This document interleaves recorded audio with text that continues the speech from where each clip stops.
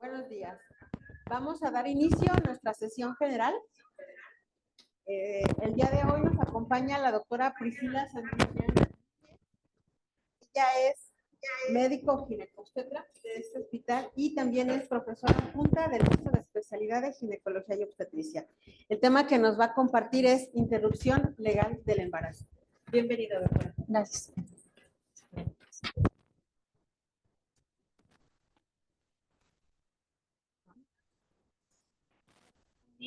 Vamos a abordar este tema que es interrupción legal del embarazo desde un enfoque de salud. Obviamente la intención es respetar sus creencias y la decisión de cada quien, pero la obligación de todos como personal de salud es estar informados sobre el tema y sobre todo conducir a las pacientes de una forma adecuada. No me deja avanzar. Sí. Entonces, ¿por qué debemos de seguir trabajando en el aborto? ¿Por qué debemos de seguir trabajando en aborto? Vamos a ver las estadísticas a nivel global, las estadísticas en México, la mortalidad que existe en México actualmente, así como el marco legal en Michoacán. Básicamente el estigma que pueden tener estas pacientes, la repercusión en salud mental, la objeción de conciencia. Vamos a hablar de los manejos que se establecen y las estadísticas que tenemos en el hospital hasta la fecha de hoy, y así cerrar con las conclusiones. Es importante que tengamos bien definido la interrupción legal sobre la interrupción voluntaria del embarazo, ya que esto les genera mucho conflicto desde el tipo de diagnóstico cuando se va a establecer en el expediente, porque la interrupción voluntaria del embarazo, o también conocida como IVE, se va a reservar únicamente para las pacientes que son víctimas de violencia sexual. De pronto genera confusión porque pareciera que voluntaria es porque ella lo decide. Sin embargo, en esta definición va a ser únicamente para las pacientes de violencia sexual. La interrupción legal del embarazo, o también conocida como la ILE, es aquella interrupción que se realiza por simple demanda de la mujer, y esta tiene que contar con ciertas características, o también las que se encuentren dentro de las causales en el estado en donde la mujer se encuentra. Y entonces nos debemos hacer una pregunta: ¿por qué abortan las mujeres? Aquí van a converger una serie de cuestiones personales, emocionales, subjetivas, sociales, de salud e incluso financieras. Generalmente la paciente que ha decidido, la mujer que ha decidido abortar, va a tener más de una de estas causas para ella poder decidir hacerlo. ¿Qué nos dice la evidencia? Que las mujeres que tuvieron un embarazo en la vida adolescente van a tener menos oportunidades laborales, menos nivel educativo y menos ingresos económicos en comparación con las mujeres que tuvieron un embarazo en la edad adulta. Entonces, ¿por qué ver al aborto como un asunto de salud pública? A nivel global, 3 de cada 10 embarazos en el mundo van a terminar como un aborto inducido. 1 de cada 3 se realizó en condiciones muy riesgosas, y en América Latina y en África, 3 de cada 4. El promedio anual es de 73.3 millones de abortos provocados que ocurren en condiciones de seguridad o sin ellas. Aquí es importante que la paciente que decidió abortar lo va a hacer con o sin la legalidad. Entonces, el objetivo de llegar a la legalización del embarazo es ofrecerle a las pacientes una cuestión segura respecto a los abortos. Entre el 2010 y el 2014, cerca del 45% de los abortos fueron peligrosos y ocurrieron en países en desarrollo, teniendo una mortalidad materna anual del 4.7 al 13.2%, y en el 2008 se registraron en el mundo 47,000 muertes por aborto inseguro, siendo 29,000 en África, 17,000 en Asia, 1,000 en América Latina, y en este año fueron 78 en México. Entre el 2002 y el 2019 se registraron 18,100 muertes maternas, que de acuerdo a la edad, 2,272 fueron en adolescentes entre 15 y 19 años y 105 fueron en niñas de 10 a 14 años. Entonces, ¿cómo podemos definir un aborto seguro o inseguro, o los menos seguros? Que esto va a impactar obviamente en la mortalidad de las pacientes. De acuerdo a la OMS, podemos definir los seguros cuando se cuenta con la persona calificada y el método calificado. Esto enfocado a medicación y aspiraciones. Los menos seguros solamente va a contar con una característica, ya sea la persona calificada o el método adecuado. Podemos tener a la persona calificada, pero a lo mejor no tener el insumo o no contar con el aspirador, o viceversa, tener los insumos, pero no tener al personal capacitado en realizarlo. Y los nada seguros, que son personas no calificadas y un método peligroso. En los países donde el aborto está completamente prohibido, o permitido solo si la vida o la salud de la mujer está en riesgo, 1 de cada 4 abortos es seguro. Sin embargo, en los países donde la legalidad o tienen muchas causales para poderlos llevar a cabo, 9 de cada 10 abortos van a ser seguros.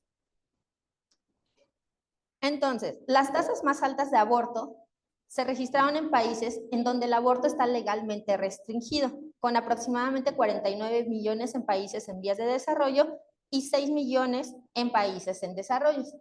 Entonces, ¿qué se ha visto? Que no porque se legalice, las pacientes van a decidir abortar más, sino que vamos a disminuir la tasa de embarazos no deseados y las pacientes, digamos, lo que no es que se aumente la tasa, sino que al contrario, se ha visto que al legalizarlo va a disminuirla en un futuro.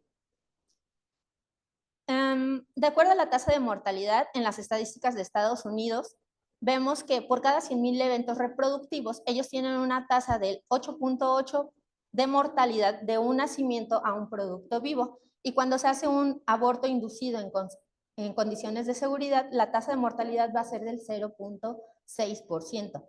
¿Esto qué nos quiere decir? Que en ese punto es más peligroso un embarazo a término que un aborto inducido. El 0.6% es representativo significativo como si se aplicara una inyección por cualquier medicamento. Entonces, la tasa de mortalidad realmente es muy baja.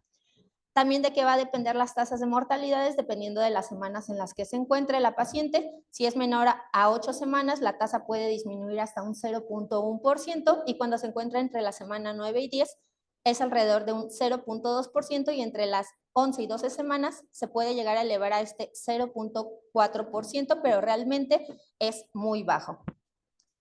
¿Por qué hacer que las pacientes puedan acceder a estos métodos seguros?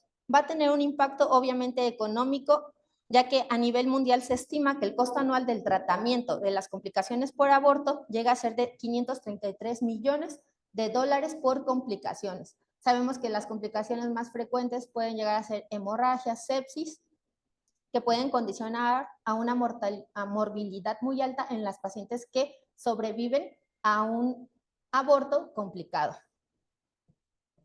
Entonces, ¿cómo tenemos las cifras en México? Del 2010 al 2018 murieron 90,562 mujeres entre los 10 y los 40 años por causas relacionadas con el aborto practicado en condiciones de riesgo. De acuerdo a los registros, 9% era menor de 18 años y el 32% se concentró entre los 18 y los 30 años. Entonces, ¿qué se empezó a ver en Ciudad de México, que fue el primer estado donde se legalizó? Se estaba observando que la letalidad por aborto antes de la ILE tenía un ascenso, pasaba de ser de 24.3 en el año 2000 a 2017, prácticamente lo duplicó, llegando a un 49.8. Se legaliza en esta fecha, que es 2007, y se empieza a ver un descenso de la letalidad, llegando a ser de un 12.3 para 2015, incluso la mitad de como estaban reportados en el 2000. El número de muertes por cada 100,000 abortos por año en México pasó de 53.7 a 33 en el 2016, y a su vez, como se hacen manejos ambulatorios, se redujo los egresos hospitalarios por aborto de 7,274 a 5,555. Entonces, tenemos mejores condiciones para las pacientes, pero también impacta en la cuestión hospitalaria al reducir los insumos, porque básicamente la mayoría de estos manejos van a ser ambulatorios. Otro de los graves problemas que hay en México, obviamente, es los delitos sexuales. Se han reportado 600,000 delitos sexuales al año, y 9 de cada 10 víctimas son mujeres y 4 de cada 10 son menores de edad. Al día se reciben al menos 1.640 denuncias, que esto solamente va a representar el 10%. Y uno a lo mejor de los comentarios que yo más he escuchado es ¿por qué las pacientes deciden tener una interrupción si hay tantos métodos anticonceptivos? Es un comentario que se escucha mucho y nuestra realidad es que el 30% de la población joven no va a tener acceso a los métodos anticonceptivos. Esto ya sea por razones económicas o de distribución. A lo mejor estamos nosotros en una ciudad donde podemos tener mayor acceso, pero tenemos que pensar en esas pacientes en regiones más alejadas donde la cobertura no va a ser tan amplia. Entonces, se estima que el 44.5% de jóvenes y adolescentes, esa es la cobertura que existe, de un 58% en mujeres indígenas y el 64% de mujeres en áreas rurales. Entonces, todavía la cobertura es muy baja.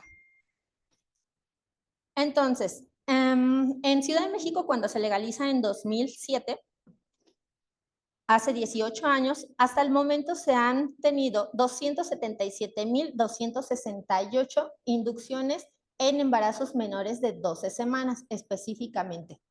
Aquí, por decir, si observamos la gráfica, se empezó con alrededor de 5,000 y hubo una tendencia como en aumento y después como que se estabiliza. En la última, que es 2024, de pronto no pareciera que bajó, sino que no se registró la última información debido a que se cambió al IMSS-OPD y no existe ese registro actualizado. Entonces, la última actualización es 30 de junio del 2024, donde hasta ese momento iban 7,000.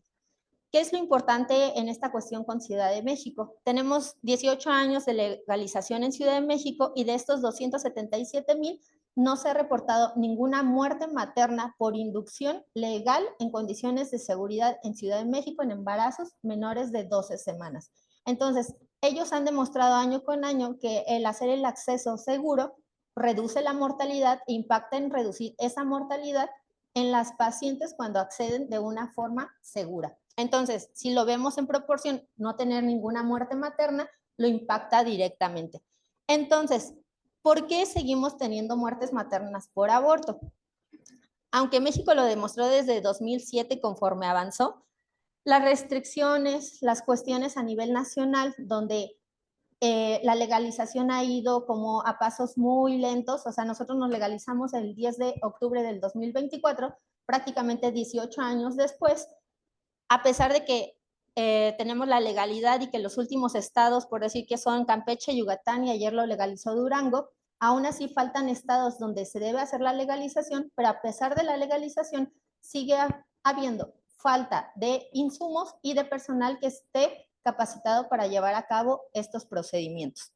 Entonces, la mortalidad a nivel nacional no se ve disminuida o no se ve el impacto de la disminución por las zonas donde todavía no se tiene ese acceso. Entonces, ¿cómo estamos en mortalidad por aborto? Desde los últimos 10 años, aborto está dentro de las 5 causas de muerte materna en México sin mayores variantes. El año pasado cerramos en la semana 52 de 2024 como la tercera causa de muerte materna con 47 muertes maternas a nivel nacional. Y podríamos decir que como vamos hacia este año, la última semana epidemiológica del 14 de julio, seguimos estando en la tercera causa de muerte materna, solamente detrás igual de estados hipertensivos y de hemorragia obstétrica, con un total hasta el momento de 31 muertes maternas, superando la media del año pasado.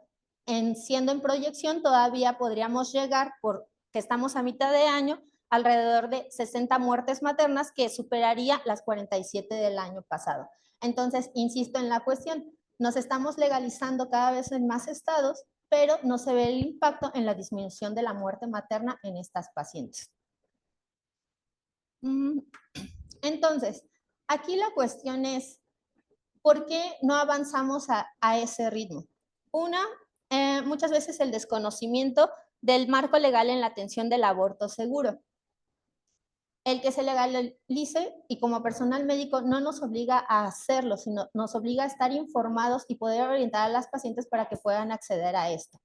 Entonces, dentro del marco legal vamos a hablar de la atención del aborto seguro con el enfoque de derechos humanos, el aborto seguro como una intervención para la protección de la salud integral, el aborto como derecho de las víctimas de violencia sexual, la interrupción legal del embarazo y conocer las causales y los códigos penales desde un enfoque de derechos humanos. Aquí vamos a abordar los que están vigentes en Michoacán. Y las consideraciones jurídicas cuando estamos en contacto con menores de edad.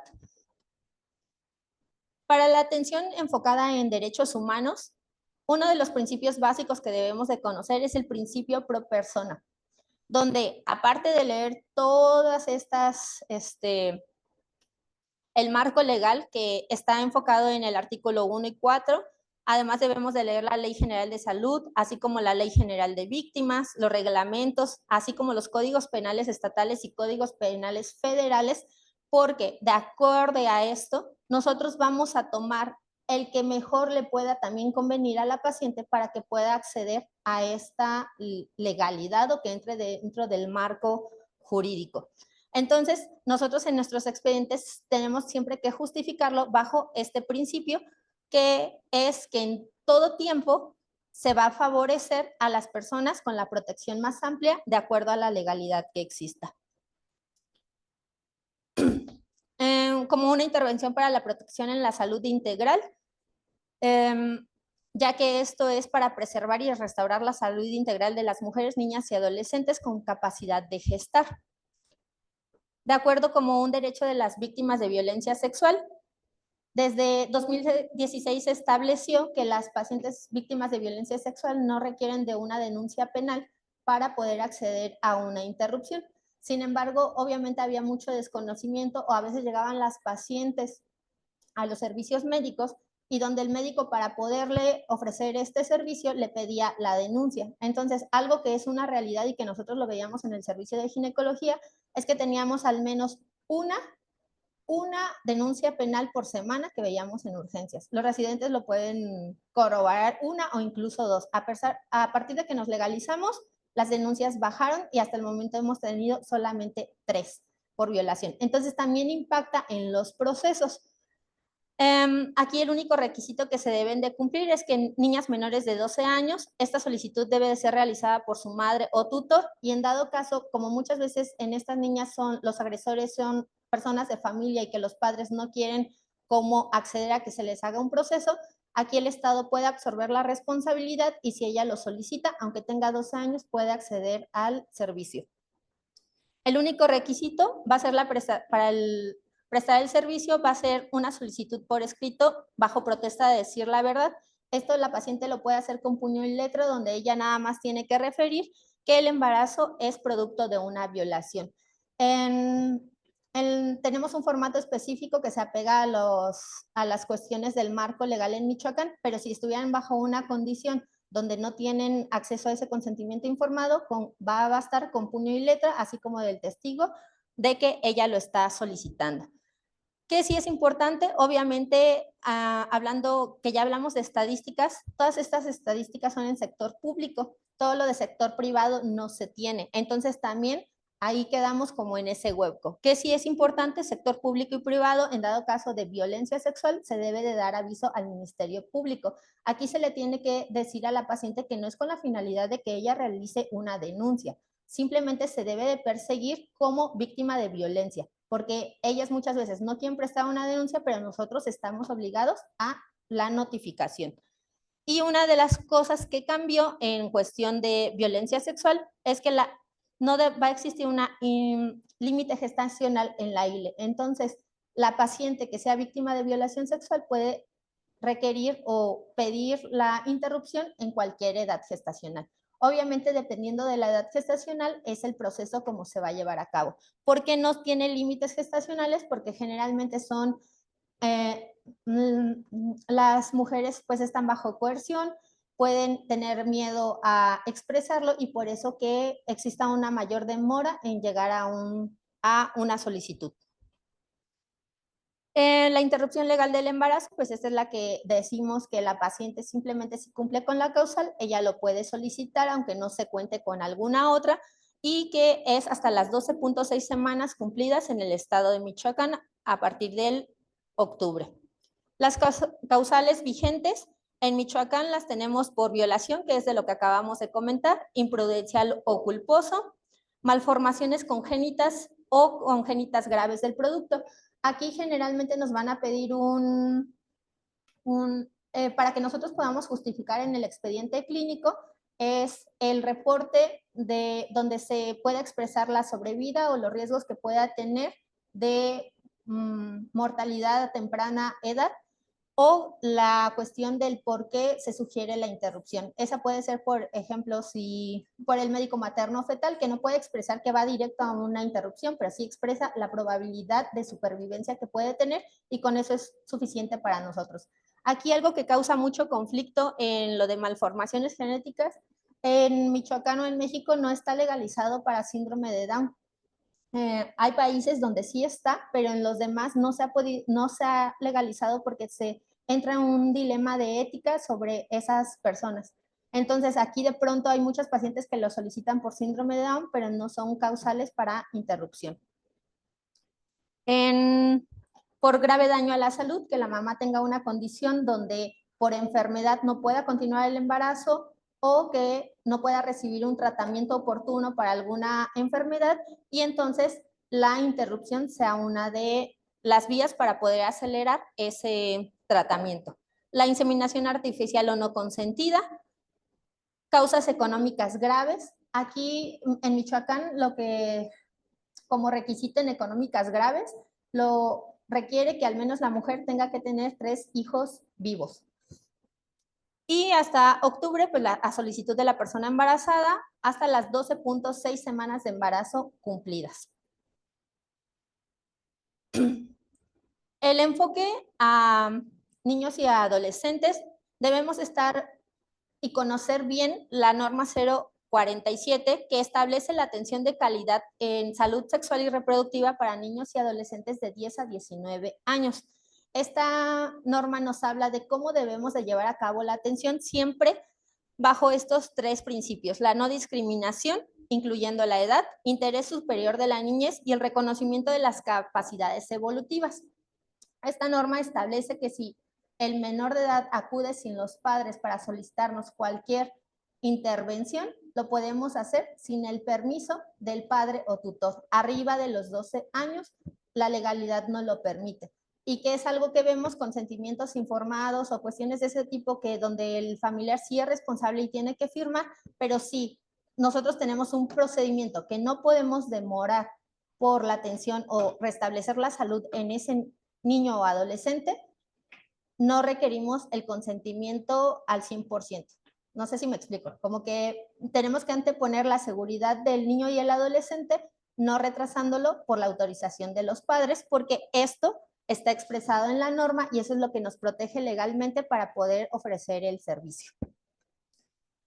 Entonces, independiente de las condiciones y los motivos por los cuales las usuarias soliciten el servicio, todo el personal de salud, y en específico el que brinda la atención, debe conducirse de una forma respetuosa, empática, otorgar la atención centrada en la persona basada en los principios de equidad, justicia, confidencialidad, buen trato, la no discriminación y libre de estigmas con pertinencia cultural, así como la perspectiva de género apegada a la evidencia científica disponible en el marco jurídico vigente. Entonces, ¿por qué a pesar de que se legalizó, seguimos teniendo muertes maternas? Muchas veces el impacto, o porque ellas retrasan esta atención, muchas veces es por esto, el estigma, ya que retrasan la atención médica ante datos de infección o sangrado, porque no quieren someterse al estigma dentro de su familia, así como al de la sociedad. Se ha demostrado que a nivel mayor de estigma puede provocar mayor riesgo de síntomas psicoafectivos ante, durante y después de la experiencia del aborto, ya que esto las hace sentir culpables o avergonzadas por el rechazo o la desaprobación de las personas cercanas que la rodean. Y pues estos son algunos de los comentarios a los que ellas están expuestas. Y de pronto lo podríamos entender en el, no entender, pero decir que la sociedad en la que estamos todavía no hemos avanzado en estas cuestiones de pensamientos. Pero es muy desafortunado que en un sistema de salud, que en un hospital donde el nivel educativo es más alto, seguimos teniendo este tipo de comentarios hacia las mujeres.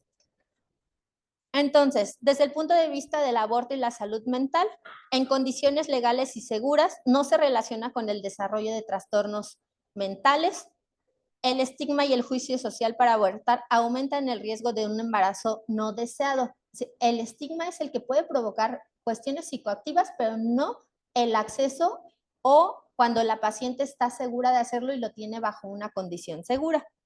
El 95% de las mujeres aseguran haber tomado la mejor decisión cuando deciden realizarlo. Y pues no existe ninguna evidencia en relación de causalidad entre el aborto inducido y alguna afectación en la salud mental como depresión, riesgo de suicidio o abuso de sustancias o muerte violenta. Entonces, uno de los temas también que se han hablado mucho y que así como las mujeres que deben o quieren acceder a este proceso, nosotros como médicos o personal médico, enfermería o hospitalario, claro que también tenemos medidas de protección, porque una cosa es que se legalice y se quiera disminuir esto, pero tampoco ningún personal va a estar obligado a realizarlo si no lo quiere. Pero no está obligado a realizarlo, pero está obligado a estar informado y poder canalizar a las pacientes al área donde les corresponde y orientarlas de la manera correspondiente. Entonces, la objeción de conciencia es el derecho individual de del personal médico y de enfermería que participe directamente en el proceso sanitario para negarse a realizarlo porque se oponen a sus convicciones, ya sea religiosas, ideológicas, éticas o de conciencia. Esto se expresa únicamente para personal directamente en el proceso sanitario. Ejemplo, tomar unos signos vitales, eso no conlleva que alguien de enfermería pueda expresar la objeción de conciencia. Solamente el médico o el personal que va a hacer la administración. Ejemplo, enfermería, ¿cómo podría objetarse en conciencia? Si ellas son las que directamente van a darle el medicamento a la paciente. Ahí sí no, pero la cuestión asistencial, ahí no la pueden como pronunciar. El personal médico, obviamente para hacer el procedimiento o dar el tratamiento, puede declararse objetor. Pero entonces esto era una como barrera para acceder también a esta cuestión de servicio.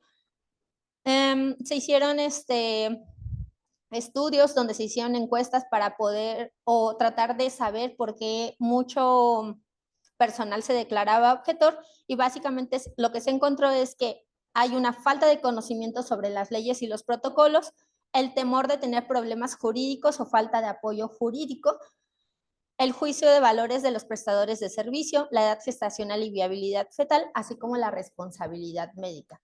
Pero esto pues se ve que es más la falta de quererse informar y es más fácil decir soy objetor para no informarse sobre el tema. Y de acuerdo a este artículo, pues básicamente la expresión fue no queremos problemas. Entonces existió y se tuvo que regularizar la objeción de conciencia, porque al haber tanta negativa, eso podía poner en peligro a las mujeres. Entonces, las instituciones están obligadas a brindar los servicios. La objeción de conciencia no podrá invocarse cuando el ejercicio ponga en riesgo la vida de la usuaria, ya que se trate de una urgencia médica o cuando su ejercicio implique una carga desproporcionada para las usuarias. El incumplimiento de las obligaciones previstas en la ley puede dar lugar a responsabilidades administrativas, profesionales o penales. Ejemplo, si yo como personal médico soy objetor, pero no oriento adecuadamente a la paciente o incluso la quiero hacer cambiar de opinión o que no acceda al proceso, la paciente puede demandarlos por omisión. Entonces, ahí es la importancia de que nos eduquemos en el tema, no que cambiemos a lo mejor nuestra percepción de si estamos dispuestos o no, a favor o en contra, pero tenemos que estar informados sobre esto. En caso de la objeción de conciencia del personal, las instituciones deben proveer la información y orientación para que pueda acceder y se deberán de contar con rutas previamente diseñadas para referir a las personas de manera inmediata, sin mayor demora o trámite con personal médico o de enfermería no objetor. Entonces, ¿cómo se hace el manejo clínico en estas pacientes? Tenemos dos vías que son medicamentos y la aspiración.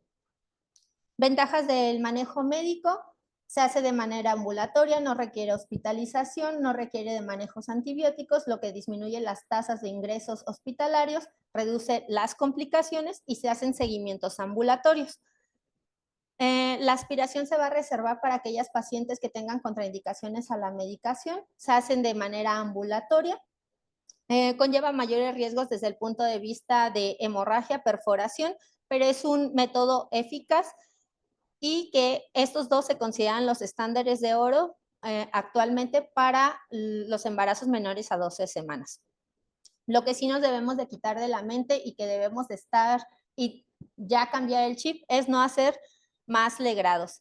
De acuerdo a la OMS, señala que el legrado uterino instrumentado es un método obsoleto que conlleva a mayores complicaciones como perforación, hemorragia o incluso repercusiones en la fertilidad en la mujer.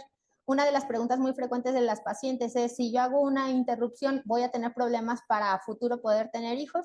Generalmente, si usamos medidas conservadoras, no tiene ninguna repercusión, pero a menos que la paciente haya estado sometida a legras específicamente, sí van a tener una repercusión en la cuestión de fertilidad a futuro por las consecuencias intrauterinas que pueda dejar. No hay justificación para que en ninguna edad gestacional se utilice el legrado, porque también es algo que en gineco, y se los hemos dicho a los residentes una y otra vez, las legras no se tienen que usar y desafortunadamente se siguen usando. Entonces, ha sido difícil, pero es algo que hay que ir cambiando mientras nos informemos y estemos más cercanos a estos manejos. Vamos a ver que se pueden manejar a las pacientes sin ser sometidas a una legra.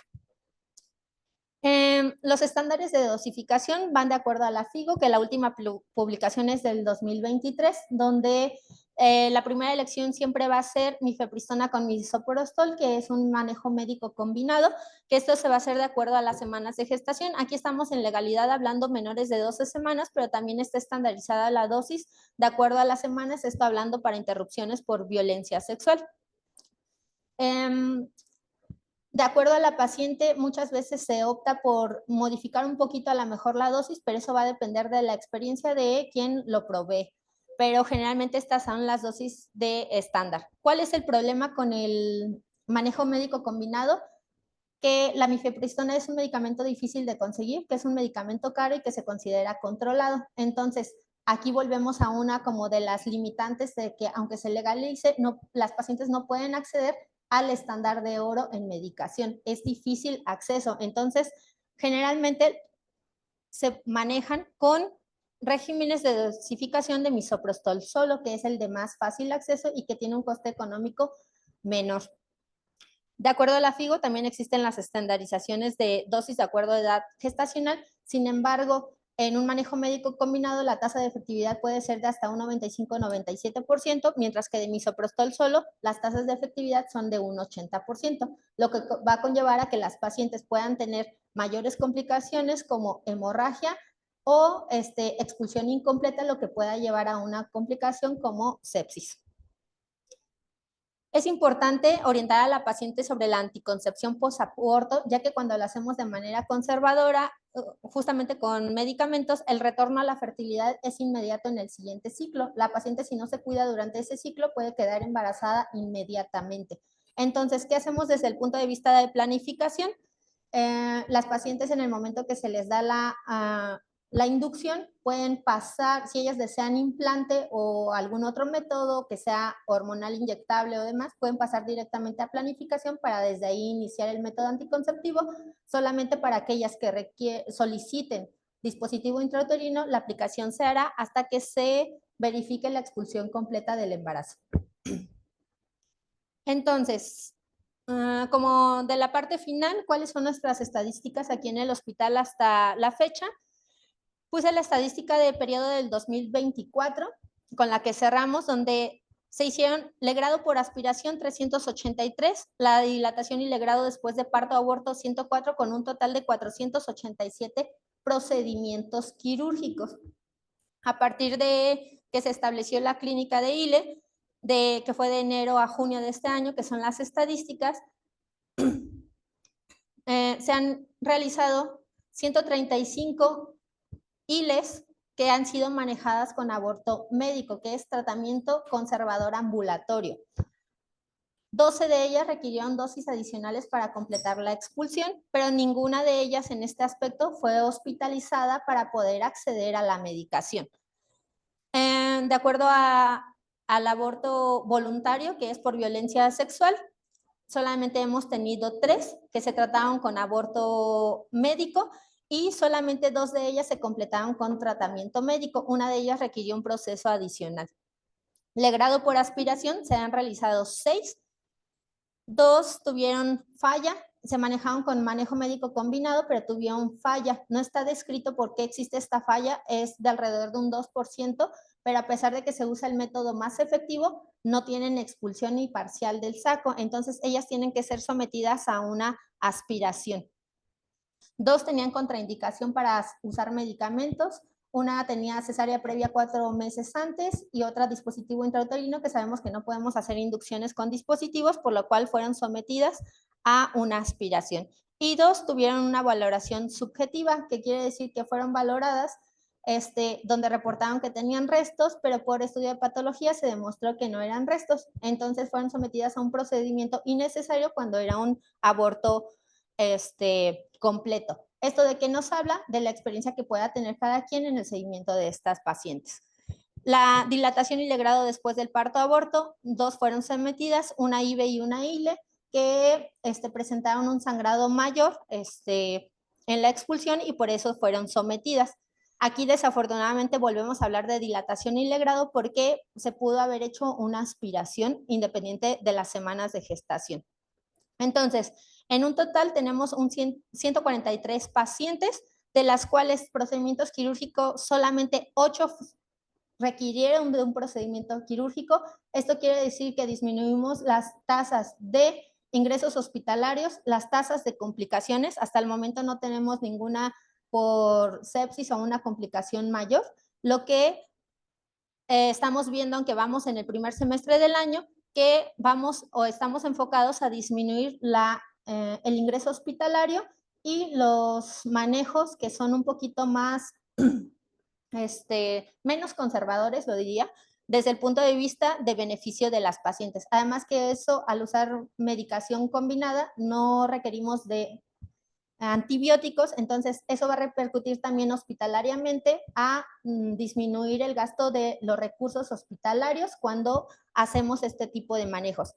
De pronto se pareciera que solamente es para ILE, pero debe de ser para todas las pacientes anembriónicos, diferidos o demás que no tienen alguna causalidad para ingresar hospitalariamente y disminuir así los legrados por aspiración. Entonces, ese es el objetivo para este año y en los siguientes años, disminuir el legrado por aspiración y en absoluto no realizar ninguna dilatación y legrado en los siguientes años. Sí, bueno, todos tienen el teléfono, los que están dormidos, pues no, ¿verdad? Pero si pudieran escanear el QR, es una encuesta que realicé con la finalidad también de conocer la percepción de hospitalaria que tenemos. Yo creo que hemos avanzado mucho en el hospital respecto a reducir el estigma en las pacientes y, y verlo como el problema de salud que realmente sin meternos en las ideologías de cada quien.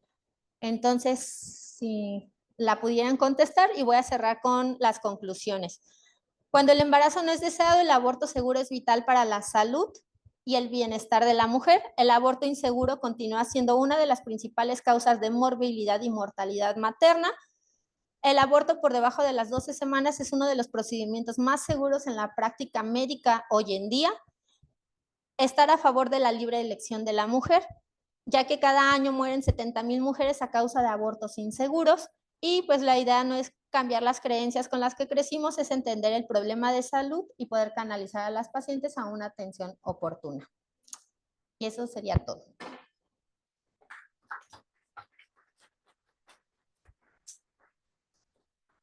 No sé si alguien tenga una duda, un comentario o algo.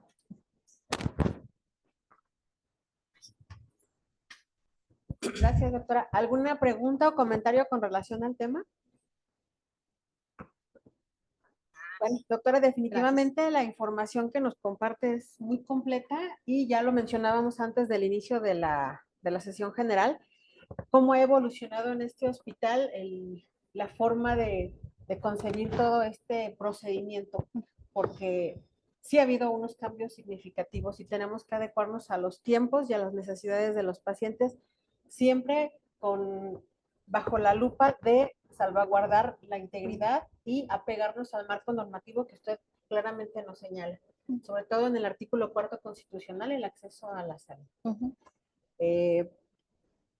Muy interesante, sobre todo los datos, las cifras, toda esta información que nos comparte. Y muy interesante también saber que ninguna de las pacientes que han sido bien llevadas por este tipo de procedimiento ha tenido ningún tipo de complicación.